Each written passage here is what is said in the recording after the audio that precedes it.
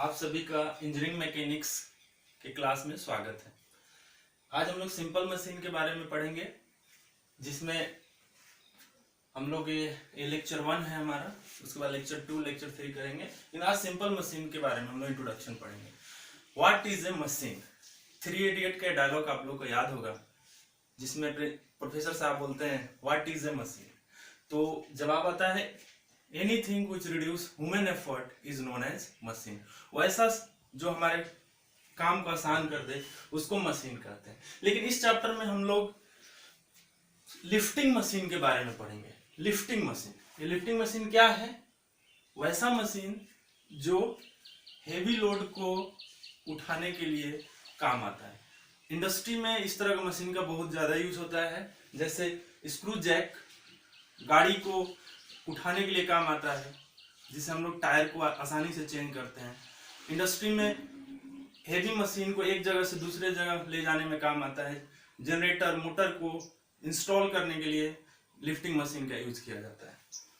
तो lifting machine का definition देखते हैं। Those machine which are use for lifting load, load को लिफ्ट करने के लिए। लेकिन कोई भी मशीन बिना एनर्जी का काम नहीं करता है, इसलिए it's receive the energy as input. इसमें इनपुट चाहिए and use that energy for doing useful work. वही इनपुट एनर्जी को ये मशीन यूज करता है और ये यूजफुल वर्क करता है, जिसको हम लोग आउटपुट कहते हैं। Example screw jack. आप स्क्रू जैक जानते हैं।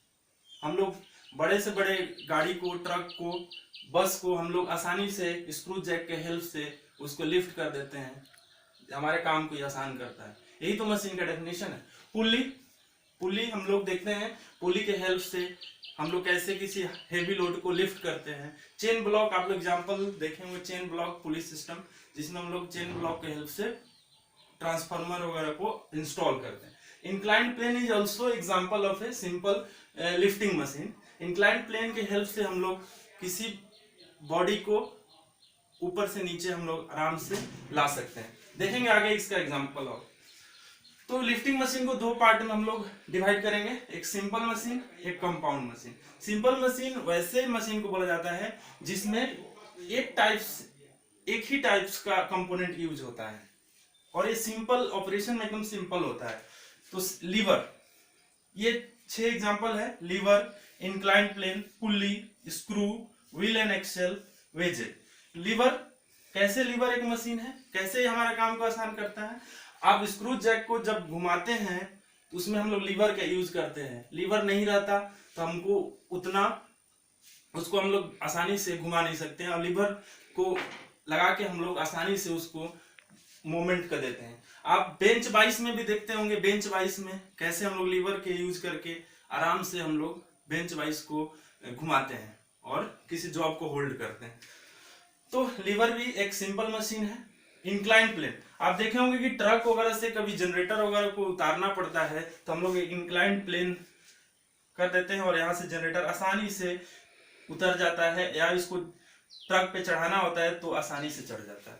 तो इंक्लाइंड प्लेन हमारा काम को आसान कर देता है, इसलिए ये भी एक मशीन है। पुली, पुली का यूज आप जानते हैं। पुली के यूज करके हम लोग कैसे पानी कुएं से निकालते हैं, ये भी एक मशीन है। स्क्रू, स्क्रू भी एक मशीन है, 2 पार्ट को होल्ड करता है आसानी से और मोशन को ट्रांसफर करेगा रोटरी मोशन से लीनियर मोशन में। स्क्रू जैक में भी स्क्रू का यूज होता है, जो कि आप रोटेशनल मोशन को आप देखिएगा कि आप लीनियर मोशन में ट्रांसफर आसानी से करते हैं। Wheel and axle, wheel and axle क्या होता है? 2 चक्का होता है, ये एक्सल पे दोनों तरफ फिट होता है।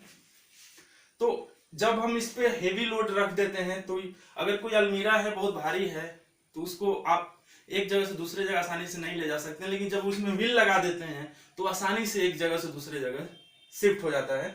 इसलिए ये भी हमारा काम को आसान करता है, इसलिए ये भी एक एग्जांपल है सिंपल मशीन का। वेजेज, लास्ट वेजेज, 2 या 2 से अधिक इंक्लाइंड प्लेन मिलके वेज बनता है। ये 2 इंक्लाइंड प्लेन मिलके वेज बनता है, जिससे हम लोग किसी चीज को आसानी से काट सकते हैं, इसका यूज कर सकते हैं। क्लियर है? तो जैसे इसका कुल्हाड़ी में भी यूज होता है, इससे आसानी से किसी चीज को हम लोग कट करते हैं। तो ये एग्जांपल है सिंपल मशीन का। सिंपल मशीन में सिंपल कंपोनेंट का यूज होता है और ये 6 एग्जांपल है सिंपल मशीन का। नेक्स्ट हमारा टॉपिक है compound machine. Compound machine is a combination of 2 और मोर सिंपल मशीन। 2 या 2 से अधिक सिंपल मशीन को मिला के कंपाउंड मशीन या कॉम्प्लेक्स मशीन भी इसको बोलते हैं, बनता है। तो जैसे example screw jack. Screw jack में एक स्क्रू भी होता है, स्क्रू होता है एक सिंपल मशीन एग्जांपल स्क्रू, और एक लीवर होता है जिसको हम लोग रोटेशनल मोशन देते हैं। वो 2 या 2 से अधिक जैसे ही सिंपल मशीन का यूज होता है उसको कंपाउंड मशीन कहते हैं। बेंच वाइज में भी आप देखते हैं कि लीवर होता है और उसमें एक थ्रेडेड पोर्शन होता है स्क्रू जिसको बोलते हैं। तो ये भी 2 या 2 से अधिक कॉम्बिनेशन ऑफ सिंपल मशीन का, ये भी एग्जांपल है सिंपल मशीन का। सिंपल लिफ्टिंग मशीन को और डिटेल में स्टडी करने के लिए इसके कुछ इंपॉर्टेंट टर्म्स है, इसको हमको जानना बहुत जरूरी होता है, जरूरी है। जैसे load, effort, mechanical advantage, velocity ratio, input of a machine, output of a machine, efficiency. तो सबसे पहले हम लोग लोड देखते हैं। इसको समझने के लिए एक डायग्राम है, इसके हेल्प से हम लोग समझते हैं। ये हमारा पुली सिस्टम है जिसमें एक पुली है यहाँ, एक दूसरा पुली यहाँ है, इसमें रोप लटका हुआ है, यहाँ लोड है, यहाँ एफर्ट है। तो लोड की W से हम लोग डिनोट करेंगे। लोड क्या है? Weight lifted by machine. Machine के द्वारा जिस बॉडी को उठाया जाएगा उसका जो भार होगा उसी को हम लोग वेट बोलते हैं। इसका यूनिट न्यूटन होगा, वेट है तो न्यूटन, क्लियर। तो वेट क्या होगा? मशीन के द्वारा जो बॉडी को उठाया जा रहा है, लिफ्ट किया जा रहा है, उसका जो भार होगा उसी को वेट बोलेंगे। दूसरा टर्म है एफर्ट। एफर्ट क्या है? Force applied on machine to lift load. Machine पर जो हम लोग फोर्स अप्लाई करेंगे लोड को लिफ्ट उठाने के लिए, उसको हम लोग एफर्ट बोलते हैं। एफर्ट हम लोग यहाँ लगा रहे हैं, लोड यहाँ है, जब हम एफर्ट यहाँ लगाएंगे तो लोड राइज होगा, ऊपर जाएगा। तो एफर्ट भी एक फोर्स है, तो इसका भी यूनिट देखेंगे कि हम लोग न्यूटन ही आएगा, क्योंकि फोर्स का यूनिट न्यूटन होता है। तो तीसरा इंपॉर्टेंट टर्म है मैकेनिकल एडवांटेज। मैकेनिकल एडवांटेज, तो मैकेनिकल एडवांटेज का क्या डेफिनेशन है? Mechanical advantage is the ratio of load lifted by machine and effort applied on the machine. Machine जो, इसको मैथमेटिकली हम लोग W/P कहेंगे। लोड जो उसको W से डिनोट कर रहे हैं, एफर्ट को P से डिनोट कर रहे हैं, तो simply mathematically it is a ratio of W/W/P। हम लोग और देखेंगे, हम लोग अभी मशीन का डेफिनेशन देखेंगे कि कम से कम एफर्ट में ज्यादा से ज्यादा लोड को उठाने के लिए हम लोग मशीन बनाते हैं।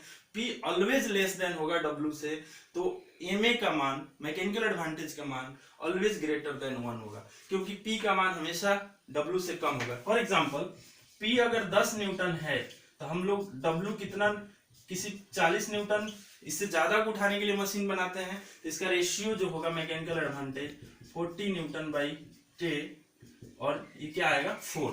और एक चीज और देख रहे हैं कि दोनों का यूनिट सेम है, इसीलिए ये इसका कोई यूनिट नहीं होगा मैकेनिकल एडवांटेज का, ऑलवेज एक टर्म में आएगा। और मैकेनिकल एडवांटेज हमेशा 1 से ज्यादा होगा। मैकेनिकल एडवांटेज जितना ही ज्यादा होगा, इसका मतलब क्या है? मैकेनिकल एडवांटेज जितना ही ज्यादा, एफर्ट का मान उतना ही कम। इसका मतलब मशीन जिसका मैकेनिकल एडवांटेज ज्यादा है उसमें कम एफर्ट्स पे ज्यादा लोड को हम लोग उठा सकते हैं। नेक्स्ट टर्म है वेलोसिटी रेशियो, जिसको VR से डिनोट करेंगे। वेलोसिटी रेशियो क्या है? Distance moved bye effort divided by distance moved by load. Distance move by effort, जब हम लोग एफर्ट लगाएंगे तो ये रस्सी, ये रोप यहां से यहां तक आएगा, जिसको हम लोग वाइड से डिनोट कर रहे हैं। तो जब ये नीचे आएगा तो लोड ऊपर जाएगा, यहां था लोड, अब की बार यहां आ जाएगा। ये दूरी को हम लोग x से डिनोट करते हैं। तो y/x is the known as velocity ratio. इसलिए इसका velocity ratio is the ratio of distance move by effort divided by distance moved by load. इसको मैथमेटिकली y/x, इसका भी देखेंगे कि कोई यूनिट नहीं होगा, मीटर मीटर, क्योंकि दोनों दूरी है, इसका भी कोई यूनिट नहीं होगा। तो velocity ratio simply y/x। Next हमारा टर्म है इनपुट ऑफ ए मशीन। कोई भी मशीन को चलाने के लिए इनपुट की जरूरत होता है।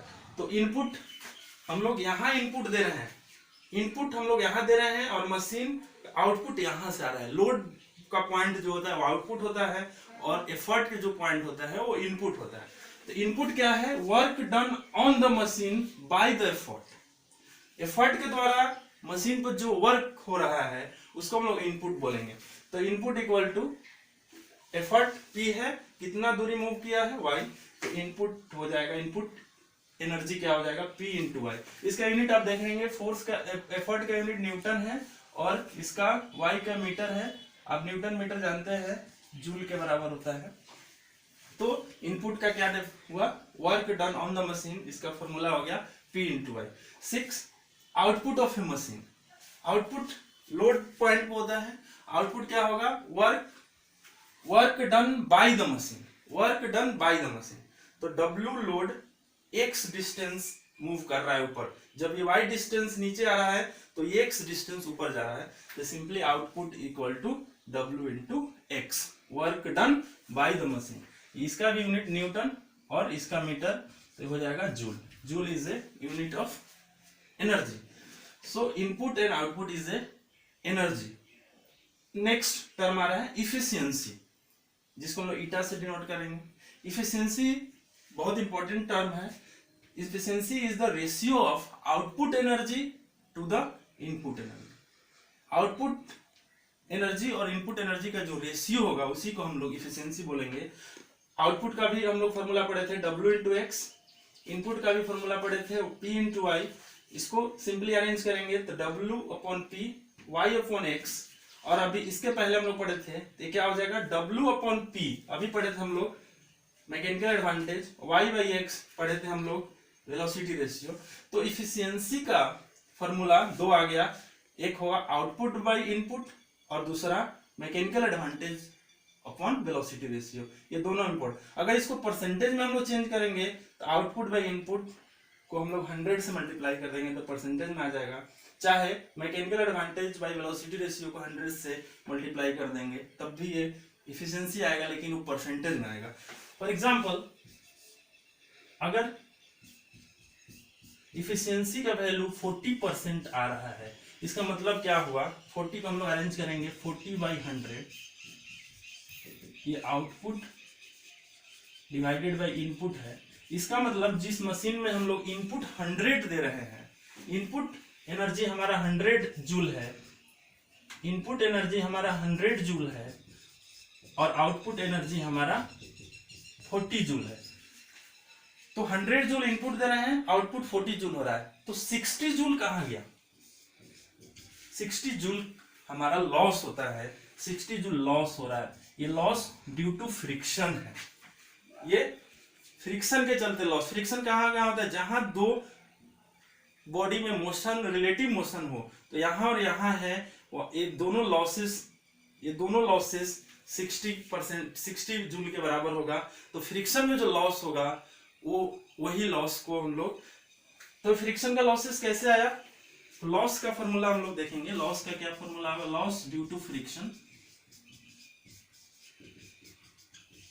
Input energy minus output energy, ये होगा लॉस। इनपुट हमारा 100 जूल था और आउटपुट 40 जूल है, तो हमारा ये 60 जूल लॉस आ गया।